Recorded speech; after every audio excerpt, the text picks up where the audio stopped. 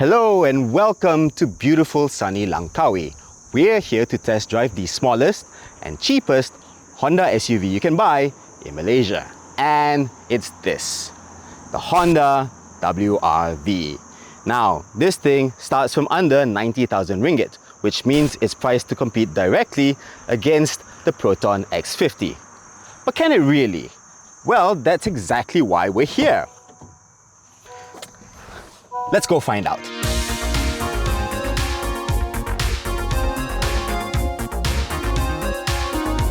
When I said the WR-V is priced to fight the X50, I wasn't joking. Its base price of 89,900 ringgit is just 4,500 ringgit higher than what the Proton starts at. But this only buys you the base 1.5S, which is less well equipped than a prison cell. You're much better off getting the E variant, which costs 6,000 ringgit more. The V model, which is mildly better equipped, is a shade under 100,000 ringgit. But the one you see here is the RS, which has all the bells and whistles. That one is 107,900 ringgit. That's 8,000 ringgit more. This puts the WR-V against some very stiff competition. Not just the X50, but also the much larger Proton X70. But there is at least some breathing space between this and the bigger HR-V. Even the most expensive WR-V is 8,000 ringgit cheaper than the base HR-V. The WR-V is around the same size as the Pro Duo Ativa. In fact, the two cars are within millimeters of each other. That means it's slightly smaller. It's actually a size down on the Proton X50, which is more of a HR-V rival in terms of size. You can see that the design is also quite similar to the Ativa. It's a little bit boxy, quite rugged, but also pretty sporty at the same time. Now on the front, you have these slim LED headlights with sequential indicators, just like on the Ativa. On the base S model, you still get halogen headlights, so I wouldn't get that one if I were you. Moving on, the grille has this sort of checkered flag pattern, and on the RS, you got this RS badge at the corner. RS, by the way, doesn't stand for Racing Sport, it stands for Road Sailing. Make of that what you will. Coming round to the side, you have these 17-inch alloy wheels. The other models get 16-inch alloys. The rest of the side profile is quite similar to the HR-V. You've got this very straight shoulder line, you have this upswept window line, and you've also got the same rear door handles. These are hidden to make it look a little bit like a coupe. Now, around the back, you have these L-shaped taillights, which you can see on many other Honda models in Malaysia. And the rear number plate recess is down at the bottom, together with the skid plate, which is painted in bright silver on the RS model. What do you think? Do you like it? Let us know in the comments down below. Inside is where the WR-V kind of struggles a little bit. One thing you should know about Honda: the City might be the cheapest one you can buy in Malaysia, but there's actually an even cheaper model called the Amaze that's sold in some markets like Thailand and India. The WR-V is based on that car, and it shares the interior of that car, and you can really see where some of the cost cutting has been made. It's lots of very hard and scratchy plastics, which is not very pleasant, although this RS does have this soft touch material on the dashboard. In terms of tech, you only got a 4.2-inch display in the instrument cluster. You don't get full or even part digital dials like you have on the City and the Proton X50. In the middle, you have a 7-inch touchscreen. Now, as you can see, it is a little bit dim and it's a bit blurry as well, so it's not the best system in the world, but hey, at least you do get Apple CarPlay and Android Auto as standard. And down here, you've got a single zone climate control as well. Now, this car does have 6 speakers, so you have 2 at the bottom, 2 at the back, and 2 tweeters over here. If you buy the other models, you get only 4 speakers, and if you get the S model, you only get 2, which is really stingy. Now, the driving position is actually not too bad. These seats are pretty comfortable. I think they're the same ones that you have on the City, and they're pretty supportive, although the seat base is a little bit short. You sit quite high up, giving you a good view out, and yet there's still quite a bit of headroom left. The one thing that I have a problem with is the steering wheel, which is nice and meaty, but it's positioned too far forward, and this is the only Honda to not have a telescopic steering wheel for reach. You can only adjust for tilt, and that means you sit in a sort of outstretched position when you're driving, which is not great, but then again, it's not too bad either. Now, over here, you have twin cup holders, you have a storage space in front for your phones and such, you have two USB-A ports, unfortunately not USB-C. One of them is for the Apple CarPlay and Android Auto, which is this one, and down here you've got a 12-volt socket. Behind the gear lever, you have some storage space for your key, I guess, and you still get a mechanical handbrake, not an electronic one. In the armrest, you do have some storage space, but not a lot. Now, let's have a look at the back. Back here, it's pretty decent. You can see that this driver's seat is in my driving position, and there is still a lot of leg room, and I can slide my feet right underneath the front seats, which is pretty good. The seats themselves are pretty comfortable again, but it is a little bit flat, so if the driver is driving like a maniac in the corners, like I tend to do, you'll kind of slide around a little bit. But otherwise, in normal driving, this is actually pretty okay. The one thing I would like to point out is that you don't get any rear aircon vents in the back, and you don't even get any USB ports, just a 12-volt socket. But you do have some space in here for your phone and a bottle, and you do have a rear armrest, although there is no cup holder down here, which is not that great at all. But otherwise, it's kind of just like any other Honda back here. Safety-wise, the WR-V comes as standard with the Honda Lane Watch camera. E-models and up get Honda Sensing, which includes autonomous emergency braking, adaptive cruise control, and lane centering assist for level 2 semi-autonomous driving. I should point out, however, that the RS is the only one to get 6 airbags. The others make do with just 4. As for the boot, you don't get a powered tailgate, but what you do get is 380 liters, which is pretty decent. You have some space for a few weekend bags, you know, for a trip to Penang or Langkawi. You're actually pretty good there. Underneath, you don't get storage space, you instead get a full-size spare tire, so that's good if you don't want to get stranded, and you've got all your tools there as well. The one thing that is not great at all in this car is that you don't get a parcel shelf anywhere. As you can see, there are no attachment points and there's no shelf at all, which means that if you close the boot, your belongings are going to be visible to everybody else, so you probably want to tint that rear window. Now, enough about everything about this car, let's go for a drive. Now with this review of the WR-V, I want to focus on a few key questions. The first, being that this is an SUV powered by a tiny engine, is it underpowered? Now the WR-V is not powered by a turbocharged engine or a hybrid or even an electric powertrain. It's powered by a 1.5 litre naturally aspirated double overhead cam iVTEC engine, the same one you'll find in the Honda City. It produces 119 horsepower and 145 Newton meters of torque. That doesn't sound like much.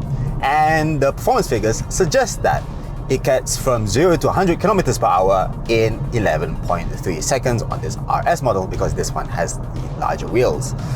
So it's not really that quick. Some people may think that because this is an SUV, it's going to be quite heavy. In fact, this is exactly the opposite. Even this heaviest RS model that we have here weighs 1,145 kilos, which is barely any more than the equivalent City. So if you're wondering whether this car is underpowered for its weight, you should really be asking whether the City is underpowered as well. And I think not a lot of people will say that. But make no mistake, this is not a powerful car.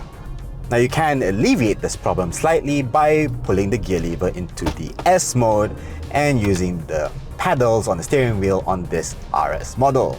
It's actually pretty fun. It doesn't downshift for you when you floor the throttle, you have to do it yourself.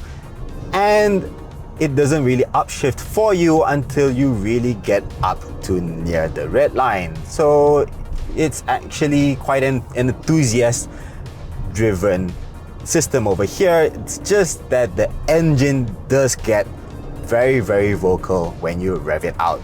It's not at all pleasant. The second question is whether this WR-V is any fun to drive. Well, credit to where credit is due, it does feel quite light. There is an enjoyable sort of master's feeling when you flick the steering wheel. Honda says that it has sharpened the steering to make it feel more agile, and the short wheelbase helps with that as well. And it definitely feels it to a certain extent. The rest of the chassis, however, isn't quite able to keep up. Honda says that it has given the WR-V a slightly firm suspension to make it feel more sporty, and it hasn't really worked. There's still quite a lot of body roll, and it doesn't really have much body control when you're going over bumps mid-corner, so you're kind of bouncing around as you're going along. The steering might be quite sharp, but it's also very light, and it's practically dead. There's no feel going through the rim at all. Couple all of that with the slightly overworked engine, and the result is a car that has quite a bit of potential, but it's all wasted. The components just aren't quite there. And then we come to the third question. Is this car comfortable enough for a long distance journey? What's it like for those yearly balik kampung trips? Fortunately, the stiff suspension does mean that the ride is a little bit firm. It's not too bad at the front, but even here it does get a little bit bouncy when there's lots of undulations on the road. Smaller bumps are fine, but the larger stuff, you can really feel it when you're driving, especially if you're driving quickly. Now, it's at the back where it does get to the edge of acceptability. It's almost unbearable. Because it uses a torsion beam rear suspension and not an independent system like a multi-link or double wishbone setup, it is quite rough at the back there. It doesn't matter what kind of bumps you go on, whether it's a little bit of that undulating surface or if it's the sort of ruts on the road, you can really feel that back. According to Honda, this car is made for couples or small families with tiny kids at the back who won't really complain all that much. For that sort of demographic, I guess it's okay, but anytime you have to ferry, 4 or 5 adults at the back for anything longer than going to the shops, they might have a word with you. Let's put it that way. The other thing is the road noise. This car has quite normal Continental UC6 tires, but even so, there's quite a bit of road roar coming from these tires, even at speeds of around 100 kilometers per hour. That's not the thing you want to hear when you're driving on the highway. Also, when you're going over rumble strips like now, there is quite a bit of resonance coming through into the cabin. It sort of amplifies the noise even more. I don't know where it's coming from, but I suspect it's the fact that this car does not have a parcel shelf. So when you're going over this sort of rumble strips, it really gets quite unbearable. Finally, there's the question of, is this car worth this price? It's a bit of a tricky one. Objectively, the WR-V's closest rival is the Perodor Artiva, and in that sense, the Honda is a little bit more rounded, it's a little bit more refined, but the Artiva tops out at 74,000 ringgit. That's a whole lot less than what the WR-V starts at. The WR-V's actual price range puts it against some very stiff competition, not just from national SUVs like the X50 and the larger Proton X50, which is even better to drive, but also you have B-segment sedans like the Toyota Vios and yes, Honda's own City. those cars have the level of refinement that this car lacks. And what's worse is that there's going to be a Proton B segment SUV coming based on the Toyota Yaris Cross, which is going to be bigger than this and is going to be an even bigger problem for this car. Now, what I can say is that this car probably isn't the best car to drive or the most comfortable in this price range. But there's something to be said about the package that Honda is offering here. The Honda brand is synonymous with Japanese reliability. And yes, it doesn't really have the best track record when it comes to after-sales service these days, but it's still better than brands like Proton. Still doesn't really have a handle on the spare part situation. I know that things are getting better, but public perception is just not on Proton right now.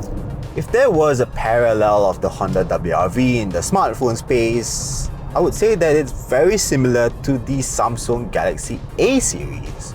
You know, the A series isn't really known for giving you great value for money. It doesn't have the best processors. It doesn't have the best cameras. The feature set isn't that great. And that's why people who buy mid-range phones now tend to go for something like a Redmi phone or a Vivo or a Realme, same thing. And fair play to them. But there's something to be said about Samsung's after-sales support. Samsung's 4 years of major Android updates for all phones. You don't get that with any other phone maker in this price range. And it's sort of the same thing here, okay? The updates don't really count here, but people are going to be attracted to the Honda brand, to a Japanese brand, no matter what. And in the absence of competition from the likes of Toyota, it's really the only real option here for those people. Perhaps the biggest competition is Honda's own, the City, which has recently been given a facelift and is now quite a bit better equipped, spec by spec, compared to the WR-V. But if you're dead set on an SUV, you really want a Japanese car, and you want it for cheap, this is really your only option. Just temper your expectations a little bit. Thank you so much for watching this review of the Honda WR-V.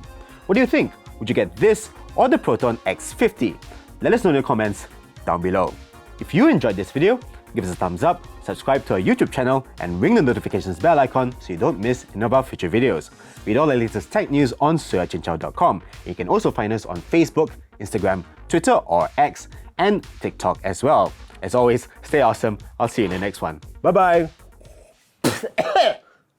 Laman, what do you put inside there? Oi! Bye.